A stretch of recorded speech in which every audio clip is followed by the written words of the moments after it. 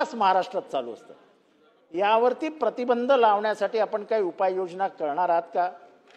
कारण का कॉन्ट्रॅक्ट लेबरच्या माध्यमातून हे कॉन्ट्रॅक्ट सिस्टीममध्ये जे सगळं चालतं, पूर्ण महाराष्ट्रातली कामगार व्यवस्था उद्ध्वस्त होते.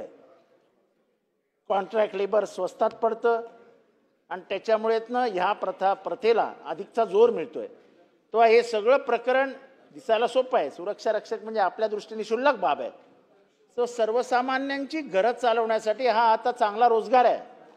तर या रोजगाराला जिवंत ठेवण्यासाठी, त्याला व्यवस्थित ठेवण्यासाठी आपण काही कायदे करून हे जे गैरकारभार आहेत, गैर म्हणजे जे काही गैरप्रकार चालू आहेत त्याला प्रतिबंध करणार आहात का?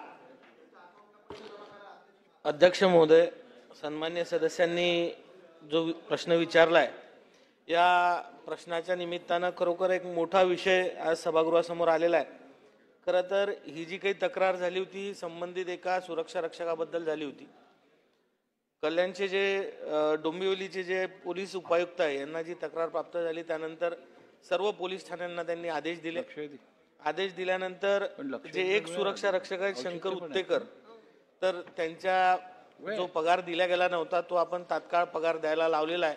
त्यामध्ये पहिला पगाराचा हप्ता त्यांना मिळालेला आहे आणि तात्काळ 10-12 दिवसात त्यांना उर्वरित पगार सुद्धा मिळणार आहे. पण या अनुषंगानं मी आज सभागृहाला सांगू इच्छितो की आपल्या महाराष्ट्र राज्यामध्ये सुरक्षा रक्षकांच्या निमित्तानं आज 3-4 यंत्रणा ह्या सुरक्षा रक्षकांना हाताळतात. विशेष करून महाराष्ट्र खाजगी सुरक्षा रक्षक नोकरीचे नियमन व कल्याण अधिनियम 1981च्या अंतर्गत बृहन्मुंबई म्हणजे सुरक्षा रक्षक मंडळ, महाराष्ट्र सुरक्षा बल हे गृह विभागाच्या अंतर्गत येते. गृह विभागातर्फेच पसारा कायद्याअंतर्गत जे प्रायव्हेट छोट्या छोट्या सिक्युरिटी एजन्सी आहे यांना परवाने दिल्या जातात. माजी सैनिक कल्याण मंडळ मेस्को हे सुद्धा कार्यरत आहे आणि अनोंदणीकृत व विना परवाना कार्यरत करणारे